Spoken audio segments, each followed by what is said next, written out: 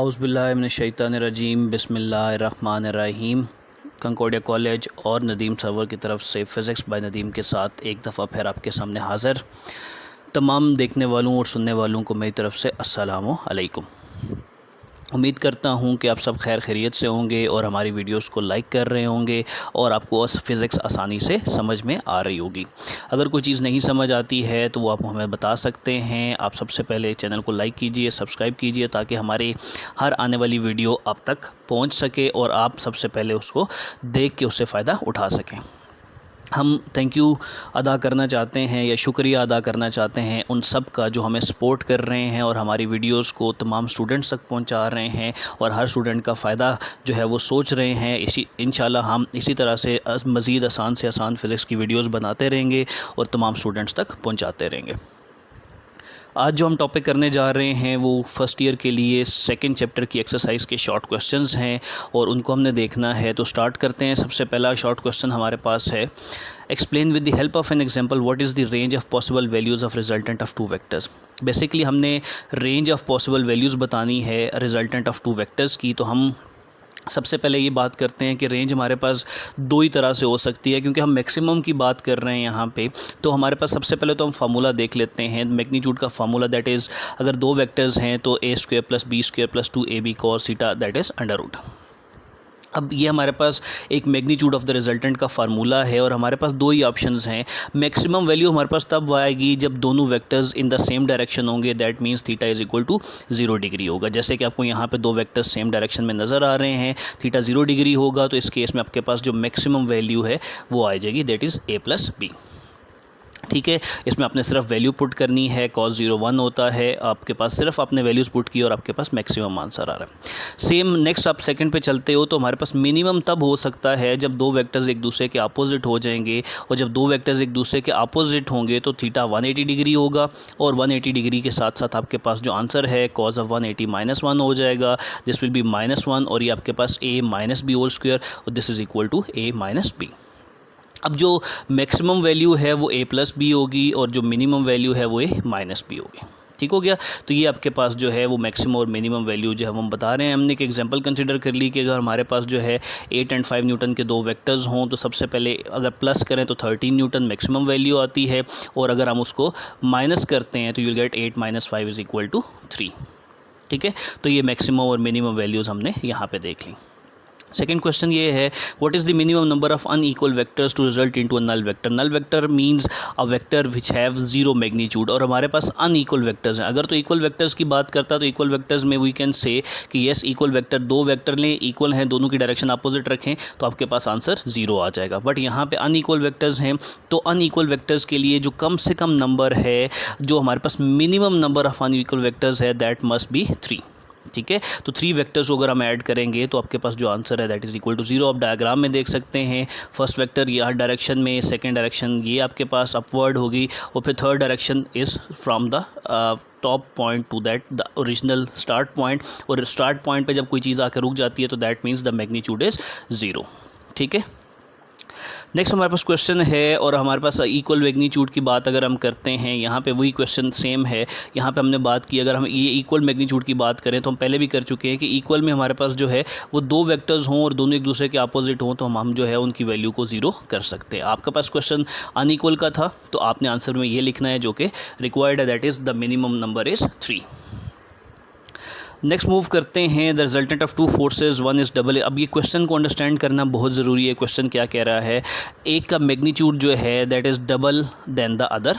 पहली चीज़ रिजल्टेंट हमने बात करनी है, और फिर हमने बात ये भी साथ बता दिया कि द फर्स्ट जिसका मैग्नीट्यूड डबल है that is perpendicular to the smaller force. अब यहाँ पे कौन सा परपेंडिकुलर है, सारी चीज़ें मिक्सअप हो गई, तो मैं ज़रा आसान सा कर देता हूँ। हमने फाइंड क्या करना है, वहाँ से चलते हैं। पहले सबसे पहले तो बेटा हमने दो फोर्सेस के दरमियान में एंगल फाइंड करना है। ठीक है, अब कंडीशंस ये हैं कि जो रिजल्टेंट ऑफ द फोर्सेस है, जो भी इन दोनों को ऐड करने से आएगा, ठीक है, one is double in magnitude than the other. अब यहाँ पे ये उसने बीच में कंफ्यूज किया आपको। आप इस क्वेश्चन को फिलहाल ये वाली लाइन जो बीच में से स्किप करें, the resultant of two forces is perpendicular to the smaller force. एक तो ये चीज़ आपने ये रखनी कि जो स्मॉलर फोर्स है, लेट्स से हमारे पास अगर ये स्मॉलर फोर्स है, ठीक है, तो जो रिजल्टेंट है दैट इज़ परपेंडिकुलर। तो सेकेंड चीज़ यहाँ पे हमारे पास ये आ गया, perpendicular to the smaller force. अब तो सेकंड है, अब इस रीज़न पे आते हैं कि सेकंड वेक्टर जो है that is double the magnitude of the other. तो ये जो वेक्टर आपके पास यहाँ पे दिया हुआ है this is double in magnitude than this F1। ठीक है, तो हमने क्या करना है, हमने इन दोनों के दरमियान में जो एंगल ऑफ थीटा है वो हमने फाइंड करना है। तो इसीलिए हम फाइंड करते हैं, कंडीशंस हमने बता दी, ये भी हमने बता दिया, क्वेश्चन नहीं बता दिया हमें ये टू फाइंड हमारे पास आ गया। ये बेसिकली न्यूमेरिकल टाइप क्वेश्चन है। हमें पता है कि जो हाइपोटेन्यूज का स्क्वायर होता है कौन सा थ्योरम है, पैथागोरियन थ्योरम है या पैथागोरस थ्योरम है। तो हमारे पास hypotenuse square is equal to base square plus perpendicular square. ठीक है, अब हाइपोटेन्यूज क्या है वो आपके पास यहाँ पे आपको F2 नज़र आ रहा है, तो इसकी जगह पे वैल्यू पुट कर दो। नेक्स्ट आप इसकी बेस की जगह पे आपके पास F1 है, आप वैल्यू पुट कर दो। परपेंडिकुलर की जगह R है यहाँ पे, तो आप इसकी वैल्यू पुट कर दो। तो ये हमारे पास जो है, अब इसमें क्या है कि हमें पता है, कंडीशन गिवन है कि the second one is the double of, या यूँ कह लो कि magnitude is double than the first one. So उस केस में हमारे पास जो है, आप यहाँ पे देख सकते हो, हमने जस्ट उसकी वैल्यू पुट कर दी, 2 टाइम्स हो गया, और ये आपके पास एज इट इज़ उसको सॉल्व करेंगे। सॉल्व करने से जो ये भी F1 है, F1 को उठा के हमने दूसरी साइड पर शिफ्ट कर लिया, और ये हमने वैल्यू फाइंड करनी है। तो रिजल्टेंट हमारे पास जो है that is equal to √3 times F1। ठीक है जी, यहाँ तक होगी बात। अच्छा, आगे मूव करते हैं। Magnitude of the resultant factor हमने अगर फाइंड करना है तो हम उसी को, वही रिजल्टेंट के मैग्नीट्यूड वाला फार्मूला अभी हमने फर्स्ट क्वेश्चन में पढ़ा था, that is R is equal to A square plus B square plus 2AB cos of theta. तो वही फार्मूला जो है वो हमने यहाँ पे लगा दिया। इसमें इनकी वैल्यूज़, ये आपके पास आपको पता है B जो है वो 2F1 है, तो उसकी जगह पे हमने वैल्यू पुट कर दी। बाकी जो सारे हैं उनको सॉल्व आउट करने से हमारे पास जो फाइनल आंसर आ रहा है, अगर आप यहाँ पर देखते हो तो ये सिर्फ वैल्यूज़ को सॉल्व किया हुआ हमने, ये अंडर रूट और यहाँ पे जो अंडर रूट था एक दूसरे को जो कैंसिल आउट होना था वो कैंसिल आउट हो गया। बाकी आपके पास जो इक्वेशन बची है that is -2F1 square is equal to 4F1 square cos of theta. तो F1 और F1 तो दोनों साइड से कैंसिल आउट हो जाते हैं। Cos theta is equal to -2/4 हो जाएगा, और -2/4 दैट इज़ इक्वल टू -1/2, और that is equal to theta 120 degree. तो अगर हमारे पास जो है F1 और F2 के दरमियान में 120 डिग्री का एंगल थीटा होगा, तो हमारे पास ये जो क्वेश्चन में दी हुई कंडीशन से दे विल बी सेटिस्फाइड। सो जो हमने एंगल फाइंड करना था और वो हमने फाइंड कर लिया, दैट इज़ 120 डिग्री। अच्छा जी, क्वेश्चन नंबर 4 है, how cranes are able to lift heavy load without toppling. Toppling means वो गिरे बगैर जो है कैसे इतनी सारी वेट जो है वो फाइंड कर सकते हैं। तो हम उसकी तरफ चलते हैं।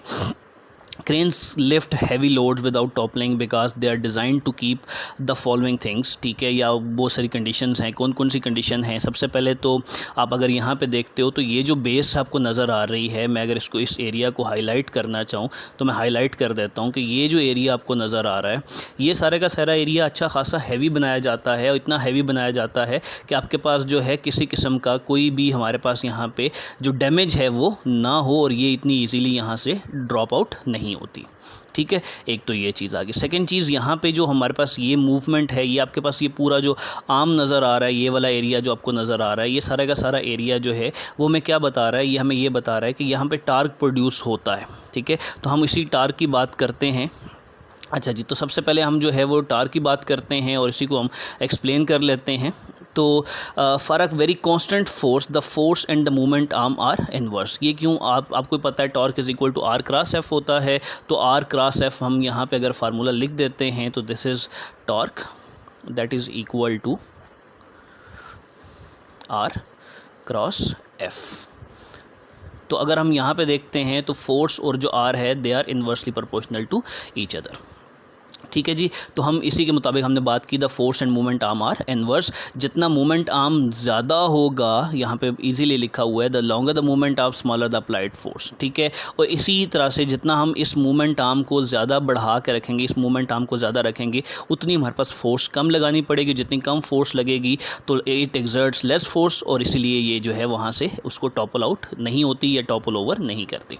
ठीक है, सेकेंड हमारे पास है जो बेसिस हैं, ये भी हमने स्टार्ट में बता दिया कि ये जो सारा एरिया आपको नज़र आ रहा है, these axes are made lower क्यों की जाता है, ताकि जो सेंटर ऑफ ग्रेविटी पॉइंट है वो ज़्यादा से ज़्यादा ज़मीन के करीब से रहे, और जितना ज़्यादा करीब रहेगा उतनी स्टेबिलिटी ऑफ द क्रेन्स ज़्यादा होगी। और इसी तरह से आपके पास जो है the line of action of force जो है must pass through the area, तो इस तरह से वो कभी भी टॉपल ओवर नहीं करेगी। ठीक हो गया, यहाँ तक बात क्लियर है जी। अच्छा चलें आगे मूव करते हैं। नेक्स्ट हमारे पास है जब ये हैवी लोड्स प्रोड्यूस करते हैं तो the torque is balanced with the heavy body and the large moment arm. यहाँ पे और यहाँ का जो टार्क है दोनों आपस में बैलेंस हो जाते हैं। सो हमारे पास ये क्रेन्स जो हैं वो टॉपल ओवर नहीं करती। ठीक है, यहाँ तक बात समझ में आ गई जी। तो क्वेश्चन नंबर 5 की तरफ चलते हैं। क्वेश्चन नंबर 5 क्या कह रहा है, the gravitational force acting on a satellite is always directed towards the centre of earth, does this force exert torque on the satellite. Simple है, हम पहले ग्रेविटेशनल फोर्स की बात करेंगे, फिर हमने ये बताया कि this is always directed towards the centre of earth. ठीक है, तो क्या इससे कोई टार्क प्रोड्यूस होता है। अब अगर आप डायग्राम को देखते हैं तो डायग्राम में अगर आप देखें कि this force is passing through the centre of the satellite.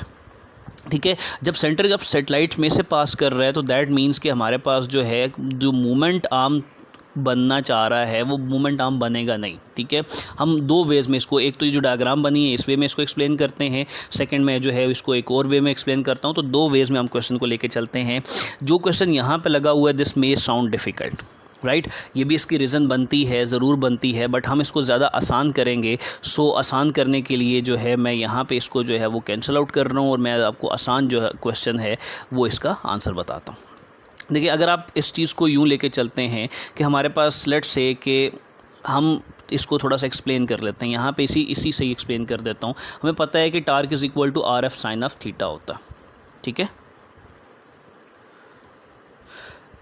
अच्छा, तो अब अगर मेरे पास जो साइन ऑफ थीटा है वो भी हो, जितना मर्ज़ी हो साइन ऑफ थीटा, एफ़ जितना मर्ज़ी हो, हम इसकी बात नहीं करते, मैं सारी की सारी बात जो है वो इस आर की बात कर रहा हूँ। अब ये जो आर है, ये आर क्या कहता है, आर ये कहता है कि अगर हम यहाँ पे आर को 0 पुट कर देते हैं, moment arm is equal to 0। Moment arm 0 क्यों होगा, मोमेंट आर्म तब 0 होगा जब हमारे पास जो है कोई भी सेटेलाइट कहीं पे भी दी हुई है, उस सेटेलाइट में से जाने वाला जो काम है या उस सेटेलाइट के थ्रू जो भी फोर्स गुजरेगी, फोर्स हमेशा आपको पता है कि सेंटर से पास करती है, तो सेंटर से जब पास करेगी तो मोमेंट आर्म ही नहीं बनेगा।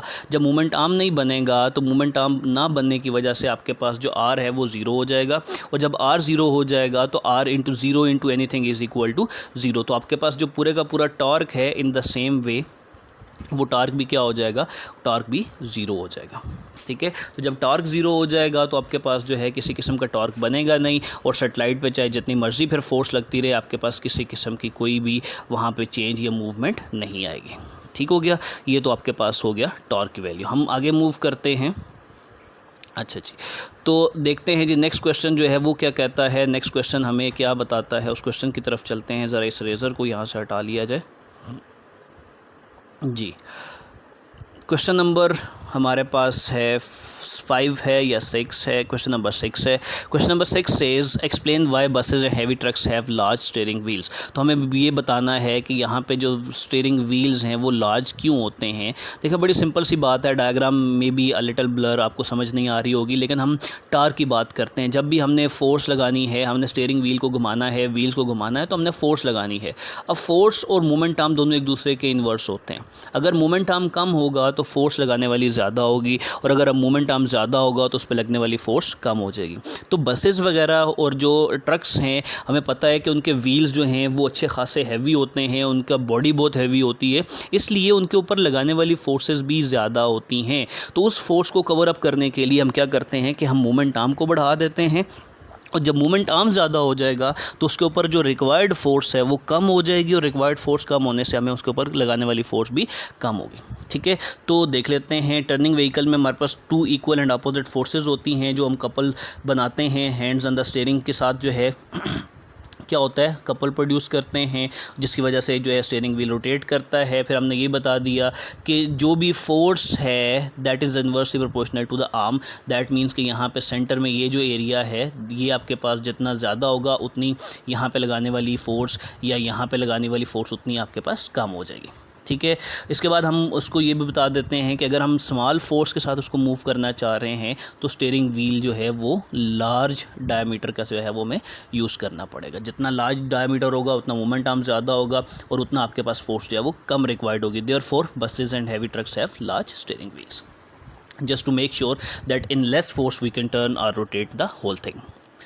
अच्छा जी, a point object acted by the forces 4 है, 5 है, 6 है और इक्विलिब्रियम में है।